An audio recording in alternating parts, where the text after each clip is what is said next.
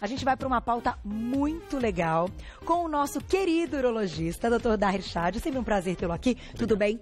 Boa tarde. Boa tarde, obrigado. E é uma pauta que, assim, eu vou te falar a verdade. Eu estava olhando todas as perguntas, né, que a gente vai ter de mitos e verdades e conversando com a Fuzi. E assim, ela falou, Carol, eu não sei todas o que é mito e o que é verdade. Eu falei, eu não sei várias. Olha o quanto é importante a gente esclarecer esse assunto aqui no programa, porque mesmo apresentando muitas vezes pautas como essa e conteúdos como esse, em 6 anos de Você Bonita, eu mesma tenho muitas dúvidas. Então, parabéns, eu achei que a escolha do tema está certíssima e a gente vai falar de pedra nos rins. Você quer introduzir de alguma forma antes da gente começar? Carol, eu acho que é importante a gente lembrar que depois de ter a cólica de rim, porque o que chama a atenção é a pessoa quando tem a dor. Depois, ela esquece, deixa para a próxima crise. Então, a gente vai focar um pouco hoje na prevenção, porque é fácil entender que precisa tirar a pedra de lá ou quebrar a pedra para retirar os fragmentos quando já se formou a pedra. Mas e para não ter de novo? É o que todo mundo quer saber. Como evitar a formação das pedras? Porque dói. Quando ela aparece, quando ela vai ali para um canal, né, da urina, ela dói, ela machuca. E aí falam que eu acho, tá entre as principais dores, né, que é o parto, o infarte e a dor de pedra nos rins. Isso mesmo. Então, gente, vamos aprender a prevenção. Primeiro mito ou verdade na tela, olha lá. Mito ou verdade? Comer carne e ingerir aí muito sal podem formar pedra nos rins? Tô pronta, já não sei, hein? E aí, mito ou verdade? Verdade. Isso é verdade? Verdade. Então, gente, tá aí, ó. Carol, a gente quis começar com um assunto importante para realmente marcar, lembrar dessa mensagem, porque todo mundo fala do leite, do cálcio, porque a maioria das pedras são formadas de cálcio, mas não são formadas devido à ingestão de cálcio. Então é mito o leite. Isso, é mito o leite. Só que a formação das pedras de cálcio tem muito a ver com a ingesta de proteína, principalmente proteína animal, e o sal.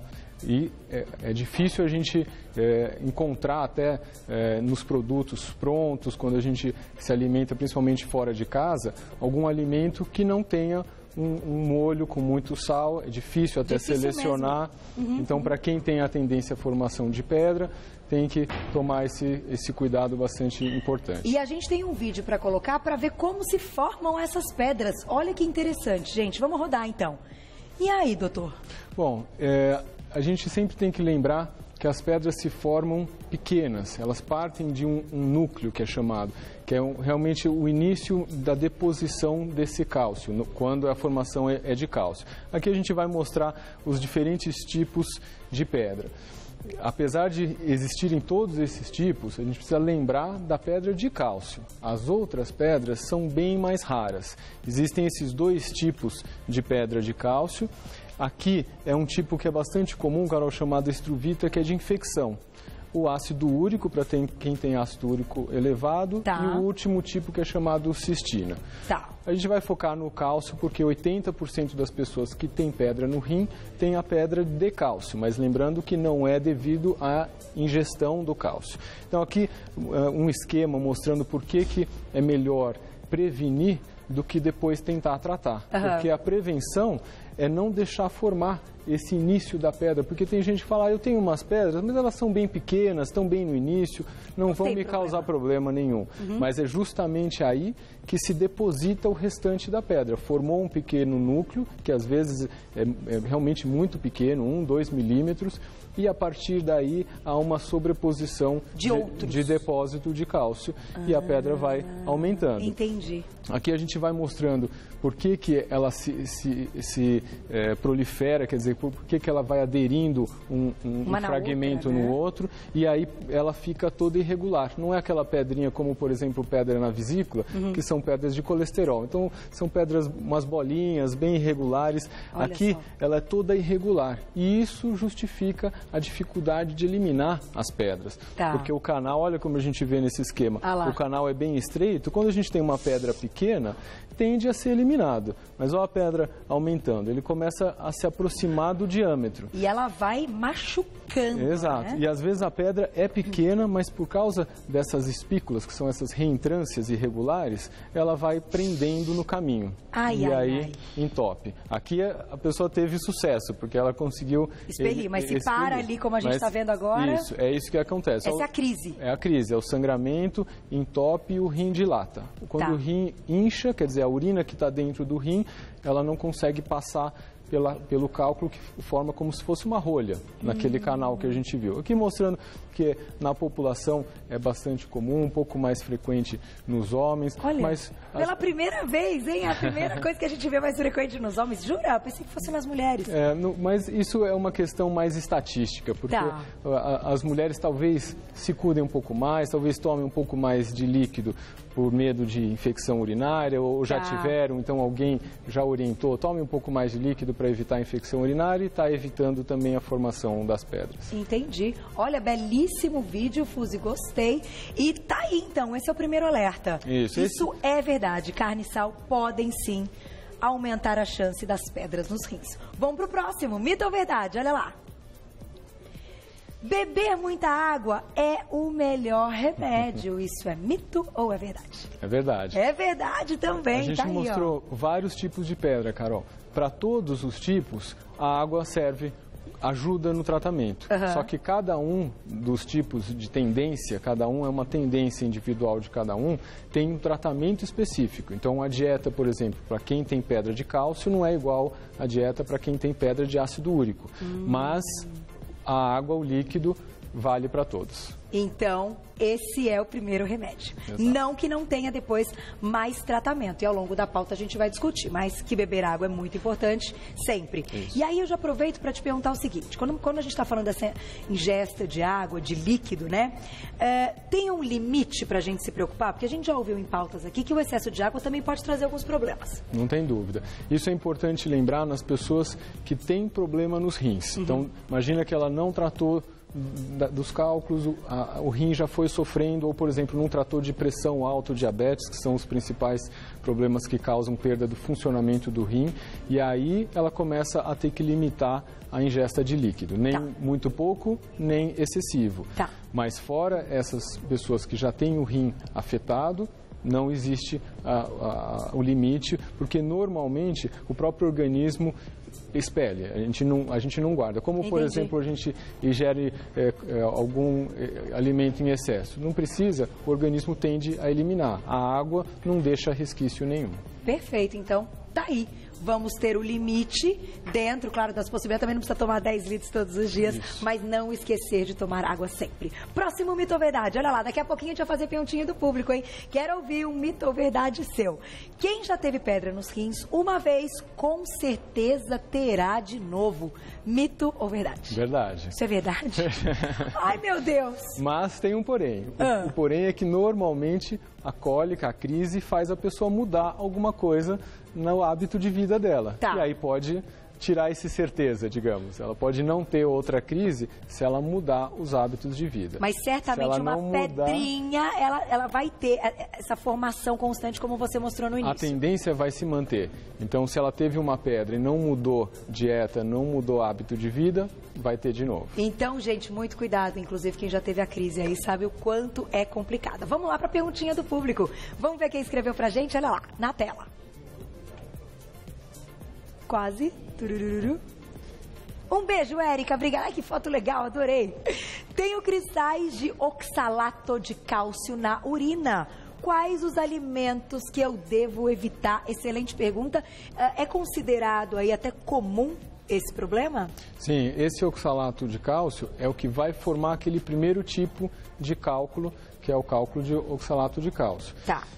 Não quer dizer que essa pessoa vai formar, porque a gente tem muito a ver com a quantidade de cristais e a quantidade de líquido. Por isso que essa orientação geral do líquido é importante, porque às vezes a pessoa tem a tendência a formar o cálculo, mas de tanto líquido que ela toma, os cristais não se unem, como a gente mostrou na figura, não forma aquele núcleo e não forma a pedra. Agora, a dica aí que fica é aquela primeira mensagem, por isso que a gente começou com ela. Para quem tem a tendência a ter pedra de cálcio, a carne vermelha e o sal são os principais vilões. E aí mais uma dica juntando nesse tipo de cálculo, que é o cálculo mais comum, que a maioria das pessoas tem, se existe algum alimento para ajudar a evitar, porque esses são os que a gente precisa evitar. Né? Exato. Mas e os alimentos que ajudam a evitar o desenvolvimento do cálculo?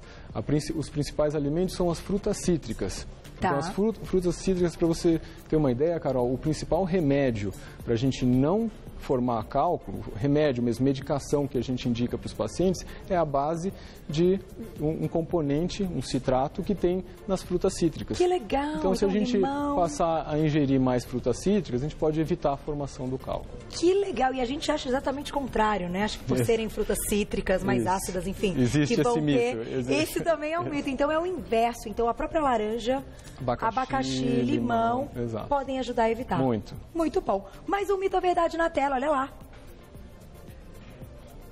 Tcharam! Ah! É mito ou verdade que a cervejinha ajuda aí, ó, evita esse mal das pedras nos rins? E aí?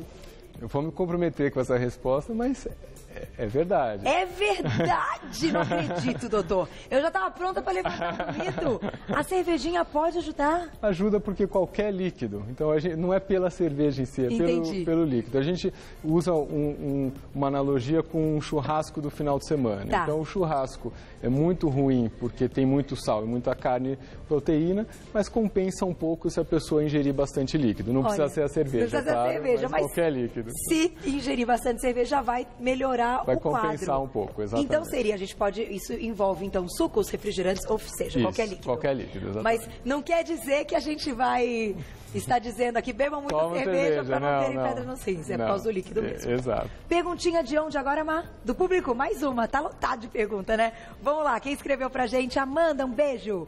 O pH urinário favorece a formação do cálculo renal? Excelente pergunta. Essa é uma pergunta importante porque as mulheres têm muita dúvida, principalmente em relação a esses cálculos que têm a ver com o ácido úrico. Tá. Então, o ácido úrico, que era um daqueles últimos tipos de cálculo que a gente mostrou, é mais raro, gira em torno de 10% das pessoas que têm pedra no rim tem esse tipo de ácido úrico, mas como muita gente tem pedra no rim, esse grupo é bastante importante. Tá. E se o cálculo de ácido úrico, o tratamento é totalmente diferente. Não envolve essa orientação em relação às frutas cítricas e sim em relação ao ácido úrico.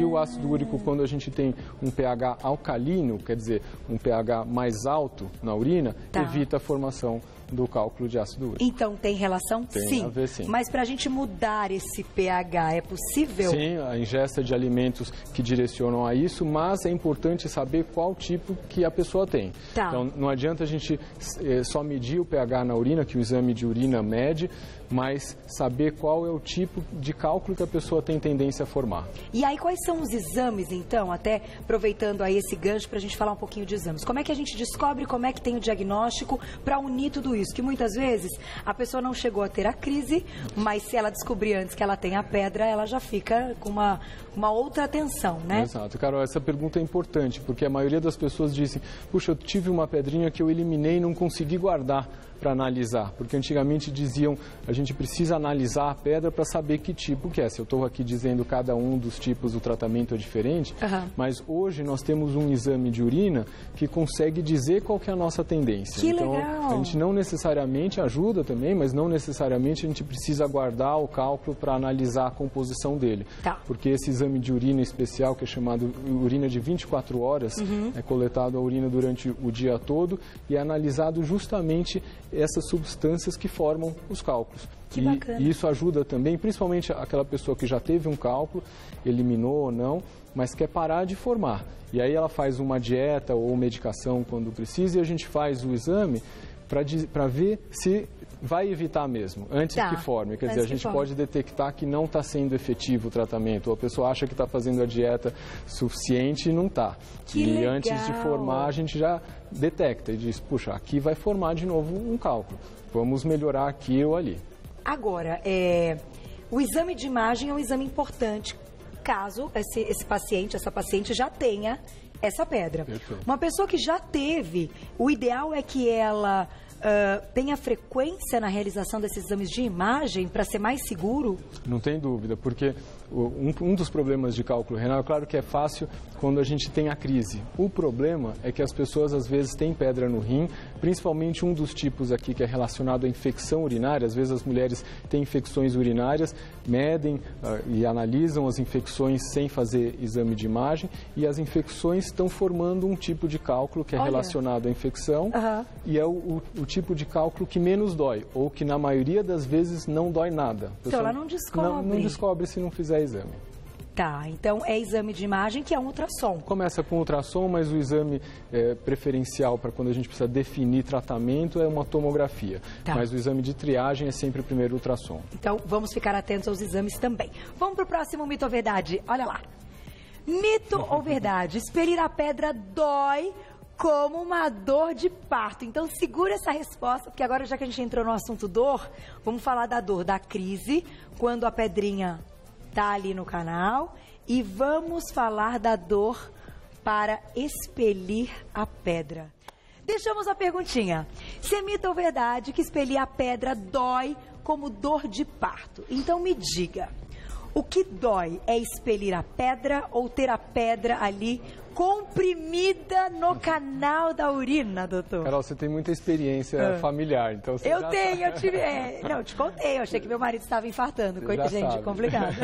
E então, aí? Essa pergunta é capciosa, mas você acertou em cima. Eliminar a pedra alivia a dor, não causa a dor. Então a gente tem aquela crise forte, principalmente quando a pedra está obstruindo o canal. Quando a gente elimina, a dor melhora. Então é mito. É mito. Aqui, ó, não dói nesse momento. A dor é quando ela está no canal da urina. Exato. E que vai dando uma rasgadinha ali naquele canal. Aproveitando a pergunta da dor, que eu acho que é um negócio interessante até para a gente comentar, porque muitas vezes o que faz o paciente realmente ir no hospital e ser diagnosticado tudo é um momento de crise. Então, onde é essa dor? Essa foto eu acho bem legal que a gente está ilustrando aí na tela, porque ela... Vamos voltar àquela que está com as mãos assim. Onde se localiza a dor? Olha que interessante essa. Nossa. Onde tem a pedra no rim? Onde dói? Olha, essa imagem ajuda bastante porque, diferente da outra que a gente estava vendo, isso, essa que a dor sai de trás e vai para frente, vocês veem que é um trajeto oblíquo, quer dizer, começa alto, bem próximo do rim, o rim está bem próximo do pulmão. Então, a gente tem uma dor lombar, quer dizer, nas costas, mas bem alta. Não é aquela dor mais no quadril que a outra imagem estava mostrando. Entendi. Então, e ajudou bastante essa imagem que a pessoa, ou a figura, está com as duas mãos dos dois lados. É muito raro a gente ter uma crise de rim dos dois lados simultaneamente. Então, vamos colocar a imagem de novo. Essa imagem não ilustra a dor. Exato. Essa sim. Essa sim. Essa é o perfeito. Essa é o perfeito. Começa uma dor lombar bem alta, perto do pulmão, e ela vai indo para frente e chega próximo da virilha. Vamos colocar outra, então, até para o pessoal saber. Uma dor nos dois lados não é dor. Para vocês terem uma ideia, o rim está aqui. Entendi. Então, e a dor está aqui. Aqui está próximo do quadril. E a principal confusão de crise ou cólica de rim é justamente com lombalgia. Lombalgia talvez seja a dor mais comum que nós podemos ter na vida. Praticamente não existe alguém que não tenha tido uma dor lombar, que é essa lombalgia, em algum momento da vida. Né? Em algum momento a gente vai ter uma dor nas costas. Digamos assim, a intensidade é bem menor do que a da pedra. Isso, e normalmente não é em cólica. Normalmente a dor vem vindo, vai piorando, pode ficar muito intensa igual ou muito próxima da cólica de rim, mas o posicionamento da dor é diferente e normalmente é mais bilateral, quer dizer, dos dois lados, ou central na coluna e não localizada num dos lados como é do rim. O que me chamou a atenção quando meu marido teve é que ele falava que ele não tinha posição para ficar. Perfeito. Se sentava, se ficava de pé, enfim. Carol, você teve aula de urologia. Não, eu levei um susto, sim, doutor, nem me fale. É exatamente isso. Um episódio inesquecível. A primeira coisa que a gente pergunta para os pacientes, para tentar diferenciar antes de fazer 1000 exames desnecessários, é justamente entender se melhora com algum posicionamento. Então, a pessoa que tem uma dor lombar, normalmente vai falar, melhora a hora que eu fico deitado de tal jeito. isso não é dor de rim, porque a dor de rim não melhora de jeito nenhum. Então, isso é uma excelente dica para a gente não errar até quando perceber. Estou dizendo isso para vocês, porque como a gente realiza muitas pautas também de problemas cardiovasculares, uma vez numa entrevista com o Dr. Hélio Castelo, ele comentou, dores da cintura para cima, está diferente, está intensa, vá ao hospital. E eu fiquei com essa frase na cabeça, e no dia que meu marido estava com a crise, né, de cólica renal, eu estava aqui, acabou o programa, foi um dia, inclusive, que você estava participando, coincidência. Que ele me descrevia a dor que ele tinha, eu falei, você está infartando, pelo amor de Deus, você chama o cardiologista, você está infartando. E ele falava, eu não estou infartando. Eu falei, não, mas você está me descrevendo uma dor daqui para cima, intensa, não sei o quê. Então, isso, para diferenciar, é fantástico, né? Porque em todas as idades, gente, em todas as etapas. Não quer dizer que quando é muito jovem não vai ter, ou não vai ter um problema cardíaco. E quando está mais velho, também não. Então, eu achei essa sua dica de não tem posição. Exato. A dor de pedra no rim, ela é intensa, sentado, deitado... Piora independente da posição e também melhora. A cólica vai e volta, né? Então melhora também independente do que a pessoa fez. Perfeito. Mito ou verdade na tela daqui a pouquinho? Mais uma dúvida do público, olha lá. Mito ou verdade? Falta de exercícios ajuda a provocar a doença. Será que a atividade física está relacionada? É mito ou verdade? É mito. É mito! Então, estar sedentário pode prejudicar outras coisas, mas não aumenta isso. Exato. Não dá para a gente relacionar de forma direta. Existem questões indiretas, principalmente com relação à dieta. Então, quem faz mais exercício costuma se cuidar mais, costuma tomar mais líquido, mas a gente não pode relacionar de forma direta assim. Tá. Agora, me veio uma pergunta na cabeça. Você comentou que é mito, então, o lance do consumo do leite associado à pedra nos rins quando a gente está falando do cálcio. E o whey protein? Porque quando a gente está falando de whey, a gente está falando de um suplemento à base do soro do leite, né? Mas que ele é pré-digerido, enfim. E que hoje está aí muito difundido, muito comum. E as pessoas que praticam atividade física muitas vezes recorrem aos suplementos. E aí, ele pode ser um agravador ou surgiu problema a partir disso? Não tem dúvida, Carol. É muito importante esse assunto, porque hoje em dia está em voga essa questão, quer dizer, a gente atacado, digamos, com um marketing pesado a respeito de algumas questões que depois a gente sabe que passam. Vamos lembrar todos do cigarro, que tinham propagandas maravilhosas. Olha só. E hoje a gente pode falar aqui abertamente, todo mundo sabe que cigarro faz mal.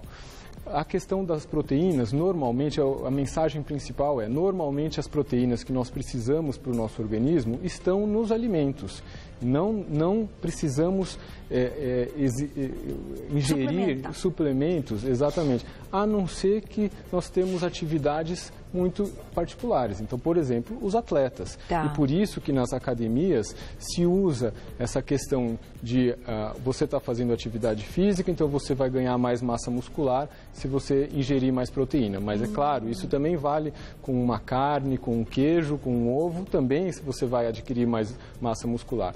O problema é que a maioria das pessoas fazem atividade física, por exemplo, nas academias, para complementar o seu dia. Não quer dizer que elas são atletas.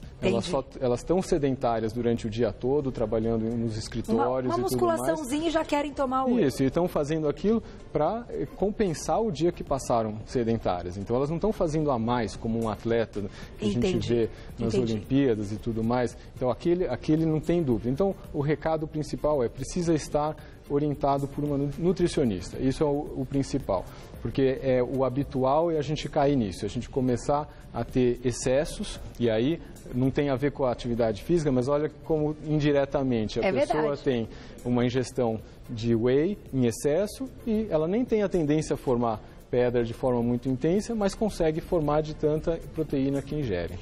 Porque eu te fiz a pergunta do whey, que eu pensei aí o histórico, pensando também nesse histórico pessoal que eu tive, e, enfim, era um suplemento que meu marido tomava e tal, eu tô com orientação, mas eu acho que o lance que a gente tem que estar atento é que, embora você pode até ter uma indicação vinda do seu nutrólogo ou da nutricionista, antes de descobrir a primeira pedra, você tá ali, tá tudo bem. Depois da primeira pedra, muito cuidado, né, doutor? Eu acho que esse lance tem que ter um bom senso aí, né? Porque não é que vai fazer mal para todo mundo ou vai fazer bem para todo mundo. Normalmente, dependendo do momento que você coloca, né? Isso, e tem a tendência individual. Então, a gente ouve a história, voltando na analogia com o cigarro, quantas pessoas a gente conhece que fumaram a vida inteira e nunca tiveram problemas e viveram até os 90 anos. Mesmo todo mundo sabendo que faz mal. Mas no cômputo geral, quer dizer, no ponto de vista populacional, a gente sabe que tem suas limitações. Então precisa da orientação.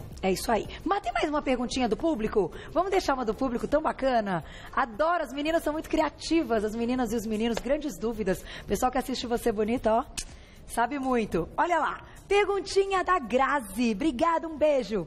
Tenho somente um rim, pois doei para o meu irmão. Olha que bonito, olha só que história. Gostaria de dicas de como cuidar bem do meu rim. Poxa, deixamos uma pergunta muito legal e um exemplo aí da Grazi, contou que doou um rim, né, para o irmão. E ela pergunta como é que ela cuida, então, né, agora todo o resto de uma vida do único rim que ela tem. E aí, como é que a gente cuida aí do rim? Olha, Carol, essa é uma questão importante, porque além dessa situação de doação, tem as pessoas que nascem com um rim só, tem as pessoas que retiram um rim ou por tumor ou por infecção, que às vezes exige essa retirada. Então, é uma pergunta que vale para todas essas pessoas. E a principal orientação é realmente fazer acompanhamento. Essa pessoa que faz uma doação, ela já tem toda a orientação. Então, é claro que tem as dicas que vão reforçar, vão ajudar, mas aquelas pessoas que tiveram que tirar um rim por necessidade ou nasceram sem, às vezes não sabem disso. Olha que interessante, aquela orientação inicial que a gente comentou, da carne, quer dizer, que tem a ver com a proteína, com a tua questão que você comentou dos suplementos, e do sal, vale também para quem não tem pedra no rim. Então, se a gente quiser saber o que sobrecarrega o rim, principalmente no nosso dia a dia com relação à dieta, é carne e é sal. Mesmo a gente não tendo nenhuma formação de pedra. Se a pessoa tiver pedra no outro rim, que também acontece, a gente tem às vezes um rim só e aí forma uma pedra lá, é mais grave ainda. Mas mesmo que ela não tenha pedra nenhuma nesse rim remanescente, que é chamado, ela tem que tomar muito cuidado e é a mesma dieta. Quer dizer, a dieta com pouco sal e pouca carne vermelha. Olha só, então agradeço a Grazi aí por ter comentado e vamos pensar nisso, todo mundo tem que cuidar, né? Aliás, a gente tem que cuidar de tudo, do corpo todo, da cabeça, e é tão interessante como a natureza é muito sábia, né? E que é tudo perfeito, perfeito. Então, um beijo pra você, Grazi, e obrigada pela pergunta. Vamos pro nosso último mito ou verdade, vamos ver se dá tempo de fazer mais um do público, hein? Mas esse aqui é interessante. É mito ou verdade que há um tratamento de choque? Sim. É verdade? É verdade. Ih, gente, é verdade, então. É verdade. Esse é um esquema de um equipamento que é utilizado. A gente tem outra figura também mostrando um outro tratamento. Mas isso é para as pessoas que já têm a pedra no rim. Então, a gente estava falando de prevenção até agora. Agora a gente está mudando um pouquinho para o que fazer depois que a pedra já se formou. Então, a pessoa teve uma cólica de rim, uma crise e não conseguiu eliminar, não expeliu. Ou expeliu uma pedra e é muito comum descobrir outras pedras lá dentro dos rins. O que fazer? Existem 2 tratamentos principais. Ou o tratamento com ondas de choque, que é exatamente essa figura, e um outro tratamento que utiliza um laser. O laser é um pouco mais moderno, mais sofisticado, um pouco mais eficaz do que esse das ondas de choque. Mas existem indicações para cada um dos tratamentos. Então, tem que conversar com o médico. Isso. Vamos colocar só mais uma perguntinha do público, Mar? Tem aí o que é que eu pegue aqui? Vamos lá, que eu sei que chegaram muitos. Quando o doutor Darry vem, é sempre aí muitas perguntas, é muito bom. Stephanie, obrigada, um beijão. Tomar bicarbonato ajuda a dissolver a pedra no rim, isso é mito ou verdade? Em alguns casos é verdade. Que legal, tá aí, acertou então, Stephanie. É interessante que todos perguntam, poxa, eu já estou com a pedra no rim, você viu que eu falei que a pedra já formada lá dentro do rim tem 2 tratamentos, onda de choque ou laser. E os remédios? E para a gente eliminar a pedra, o que a gente pode fazer que não precise de procedimento? São casos específicos, principalmente aquele tipo de ácido úrico. Então, o cálculo de cálcio, ele não dissolve com nenhuma medicação. A gente ouve às vezes falar dos chás de quebra-pedra ou bicarbonato, medicações, já se tentou de tudo com medicação e descobriram que o cálculo de cálcio não dissolve. Agora, o cálculo de ácido úrico, principalmente quando a gente alcaliniza o pH da urina, quer dizer, sobe o pH da urina, por exemplo, com o bicarbonato que ela está citando na pergunta, pode realmente dissolver e eliminar esse cálculo. Olha que legal. Agora, até para encerrar essa parte de tratamento, num caso que a pessoa esteja com a pedra, esteja na crise, com a pedra ali no canal da urina, provocando a dor, se essa pedra não for expelida, tem que operar? Olha, Carol, nessa situação em particular, quando a pedra está no canal, existe uma medicação que não é para dissolver o cálculo, mas é para alargar o canal, para relaxar a musculatura do canal e facilitar a eliminação. A gente só pode utilizar essa medicação quando são pedras pequenas, que existem até cálculos hoje para a gente, cálculos eu digo matemáticos, para dizer para a gente se a pessoa tem chance de eliminar aquele cálculo ou não. E a gente concluindo que tem chance, tem a ver com o posicionamento e com o tamanho da pedra, a gente pode usar essas medicações e são bastante eficazes. Tem um certo êxito.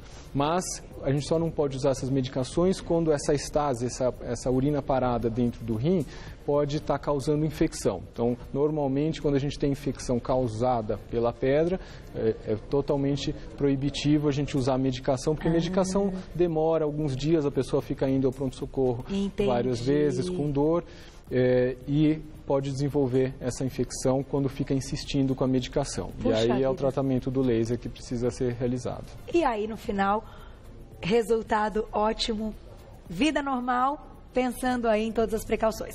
Diretor quer fechar com essa, vamos ver. Eu não sei qual é, hein? É mito ou é verdade?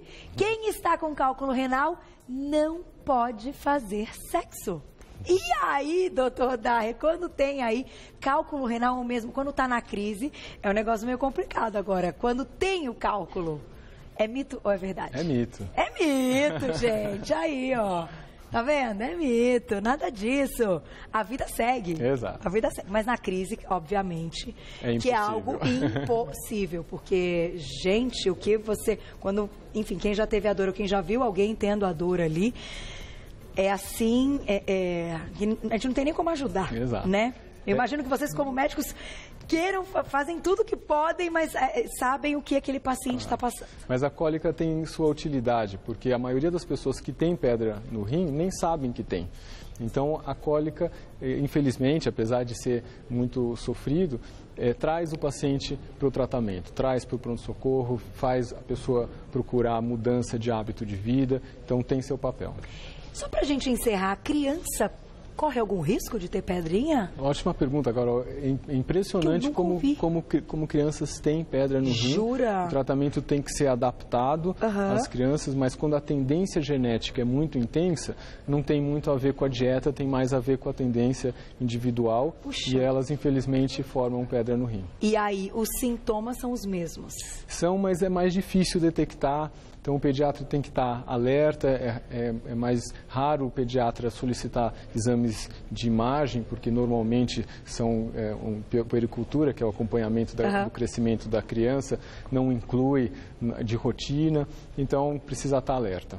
Olha, gente, então, fiquem atentos. Tem fundinho genético, doutor Daher? Muito. Que agora, sabendo disso, né, depois que eu já passei a experiência com o marido, Carol, né, fica atento com o filho. É raro uma pessoa ter pedra no rim, a não ser que tomou muito whey, por exemplo, mas é raro uma pessoa ter pedra no rim e não lembre algum familiar que teve também. Que teve, isso. Entendi. Sempre Normalmente é uma família que tem sua tendência. Diretor quis mais uma, doutor Daher é demais, a gente não deixa ele embora, olha lá. É mito ou verdade que o chá de quebra-pedra pode funcionar em quais pedras? Porque ele comentou isso, em algumas pedras alguma coisa funciona, em outras não. Exato, então aqui também vale a questão da cerveja, quer dizer, o líquido do chá é muito, muito útil. A gente comenta que pode ser qualquer líquido, pode ser o chá de quebra-pedra. A gente só não pode achar que o chá vai dissolver o cálculo. Não, ele não vai dissolver, ele vai pôr para fora. Então, uma pessoa que não tem hábito de tomar muito líquido, se ela passa a tomar mais chá ou mais água, qualquer líquido vai ajudar. É isso aí. Muito obrigada. Você é sempre muito querido. Muito simpático, mais uma vez, hoje com a gente, está aqui Dr. Daher Shad, ele que é urologista e sempre vem ao programa tirar todas essas dúvidas, esclarecimento total. Eu acho que hoje ficou perfeito, sem dúvidas, mas se ficarem algumas, tem problema. Ele volta e as perguntinhas continuam lá no nosso Instagram. Obrigada sempre. Eu que agradeço. Prazer tê-lo aqui, olha lá.